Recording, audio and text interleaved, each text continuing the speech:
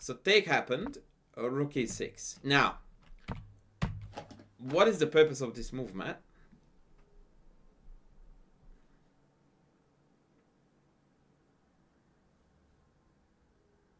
To push g5. Ultimately, it's hanging right now. But already your thinking is, this guy wants g5. And your bishop is stuck. So, this dude has done his job. Let's go home, baby. And now you have cancelled that knight b4. And bear in mind that although we are up a pawn, we still have a lot of work to do to convert. Partly because we have got double pawns, so there is no easy way to create a passed pawn. As a matter of fact, here, most people on your level would have no idea whatsoever, with respect, as to what plan to pursue.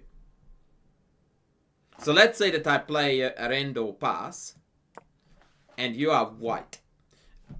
Most people here, on your level and higher, their only idea to win this game would be to do this, double up on the h-file and checkmate the king. Mm-hmm. Now, I'm not saying that this plan is particularly bad, but the notion of checkmating the king is laughable. Absolutely laughable. Because it takes one move for me to get out of this and you can do absolutely nothing. Not to mention that I can always just park a rook on the h-file and you have zero chances of checkmating that king. Generally speaking, checkmate attacks in endgames don't exist. That's not a plan, that's a dream. Okay. From here on out, we need to actually have quite deep strategic ideas to come up with in order to win this game. You are looking to create pawn weaknesses in the opponent's camp. You are looking to improve your pawn structure, potentially with a trade or two, but not overdoing it, to improve your rook's placement. Now, what pawn breaks can you spot here that you think are feasible and sensible to play for with white?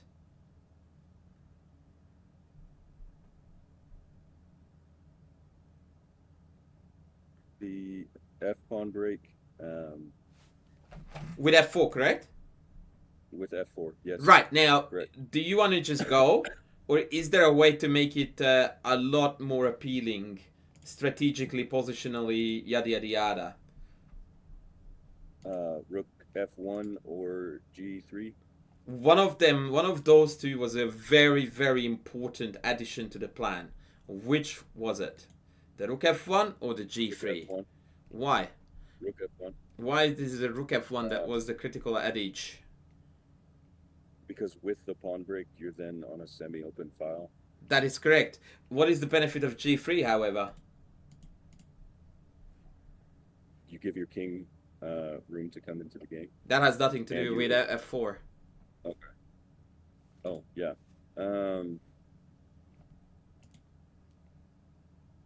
What's g3 doing in the f4 break story? it takes the it undoubles the pawns. Okay, so I go back now, revert back to my initial question. So which one is the big game changer here with regards to f4? To put the rook on f1 or to put the pawn on g3? The rook on f1. No, it's the pawn on g3. And I'll show you why. So if, like, have a look at this. Yeah? Yeah. Snapshot. Store it in your brain. And now compare it to this. Which one do we like about 5,000 times more than the other? That is so much better. Yeah. And yet you opted for a rook f1 in a blink of an eye. Yeah. Now, granted, of course, after g3, f4, they don't have to take. But first of all, we offered them an opportunity to go wrong. And second, now you have got additional possibilities to further your cause with f5. When again, we can either underball the pawns, or now we are really, really gaining a lot of real estate. And there could be a scenario where actually this king can be in a fair bit of hurt, like this. Now piling up on the h-file is absolutely devastating, because even if it's not mate, you are going to infiltrate the position and be able to pick on weak pawns. right? So g3 hands down is the best move ever if you want to play for the f4 break. Yeah. Right? The rook on f1 is not a bad thing to have, but it's an airy-fairy thing to rely on because, okay, semi-open file, so what? Do you have a target there? Yeah. You could argue that you do, but you don't. Because f7 is super easy to defend. And now your pawns are isolated and doubled, and you can never undouble them. And we also surrendered the e5 outpost to the enemy knight, which now looks like an absolute stallion. Yeah. We went from clearly better to clearly worse. So Yeah. definitely g3, f4. Right. Now there is another very important pawn break in this position for white, which you are going to be even more impressed by. Well, maybe not, but the other one is doable irrespective of our surplus pawns here, which is what makes it more usable for you in future, because that is a plan that is applicable to many scenarios in chess. b4. Right. But b4 is not doable currently because it's not protected sufficiently. Right. So how do we prep it? So a3. Bingo. Bingo, my friend. The plan of a3 followed by b4 is super unpleasant to deal with. And it's a very common strategy in a myriad of openings where we have this locked up pawn structure. And the reasons for that are very easy to understand once you see them. If black takes, we retake, we open up the rook file onto the a pawn, but we also threaten to advance the pawn and kick the defender. Yeah. Your pawns are marvelously flexible, both can move up, both of these are glued. Completely stuck.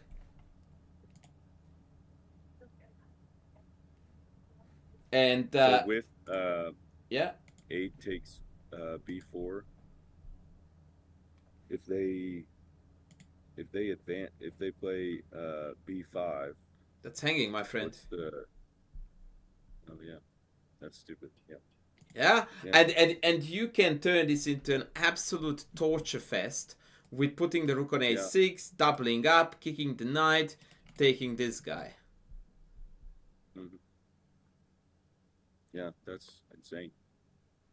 Yeah, it is just so powerful. Now, of course, you can say, yeah, but what if they don't take? And fair enough, that is what they should do. So now let's say I play another pass, yeah? Now, there are two things you can do here. The very basic one is to simply take, obtain the file, and lo and behold, we have a weakness. So this is how good chess players play endgames. Remember how I told you that converting this is difficult because your surplus pawn is doubled? And so in order to win this, we need to find weaknesses. Now, reasonably low-rated chess players understand this, and if there is a weakness, they do a reasonably good job at piling up on it, right? The difficulty arises when there is no apparent weakness because the whole pawn phalanx is actually a phalanx. It's rock solid. And you need to find a way to create one. People's minds on your level tend to not be wired that way. They go like, well, there is no pawn weakness, I will go after the king. Which is just nonsense. No, you need to find a way to chip away at this pawn chain somewhere in a way that allows you to then find a weakness. And that could very well be the c5 pawn. Now here, a better way to play this for white rather than taking it, of course, because that's releasing tension, is to first put the rook here. So that if they play another pass after take, when you attack it, they can't even defend it anymore. See, yeah, that's it, game over. In a higher sense, that is. Yeah. Yeah? Now, additionally to this, there is another layer of plans that you can do here for white, which looks like this. Instead of taking, which would win now, but I want to show you this for the sake of demonstrating the plan, you push past. Now, this at first appears to be extremely counterintuitive because you closed off the file that you were hoping to open up and you no longer have a chance to attack the pawn on c5. So what can I do now to justify this move? push the a pawn. Right, and now you are going to recreate the same story, except further up on the board, which is that you play a5, and you certainly are not going to push this in. That is not happening. That's not why you're doing it. Right, and now you also are not taking, although you could and it wouldn't be bad, but smart players know that this capture can never come, because if it does, then this is eternally weak, and your pawn chain is intact, theirs have been split apart. So they will not take. This is what we call the rule of line opening, when you are in charge of when the A file opens. And so you pile all your stuff up first here, and when you are well and truly ready is when you engage with the capture, and then the penetration, and then the penetration. Or you can also penetrate here. Yeah, you attack the horse. Horsey has to go somewhere, you trade, and you won the game. That is the endgame strategy that you want to clearly be aware of in this position. Right? I have got this pawn break, I have got this pawn break.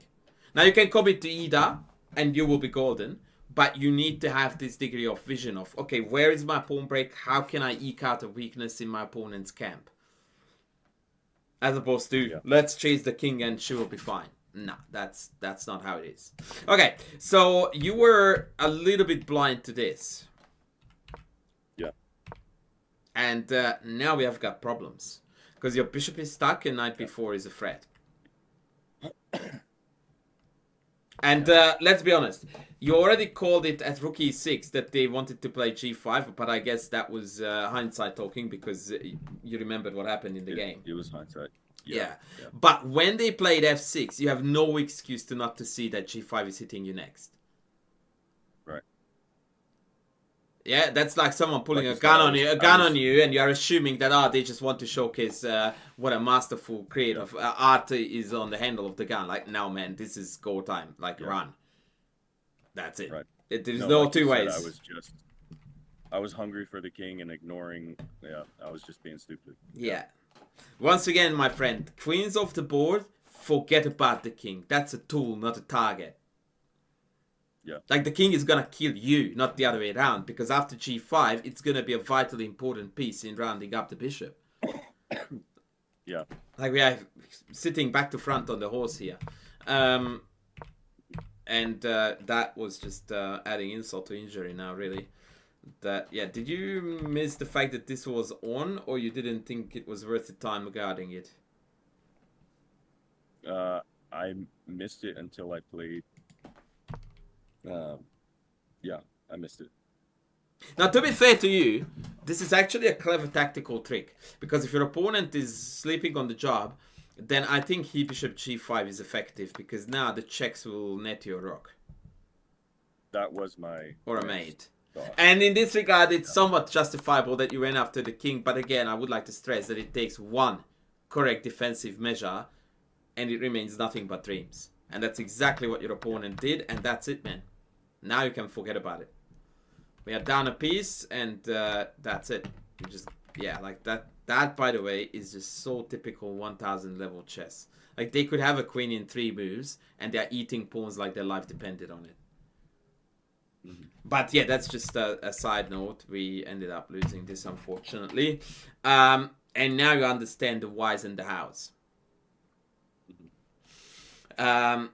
Which was that endgame mode means that, now you need to broaden the horizons. And as you could see, it's very technical. Like, if I play this game against myself with white, I would take about 30 moves from here to convincingly win this. And you have to be ready for the long journey here. As opposed to, let's hunt down the enemy king. Well, and if I had slowed down and not tried to hunt down the enemy king, strategically, if I would have slowed down, I could see, all right, so what, I mean, there's really only 2 options, right? It's the pawn breaks. Yep. It's moving the pawns up. So if I would have slowed down, I could have had the potential to see those and formulate a strategy, but I was just so hungry.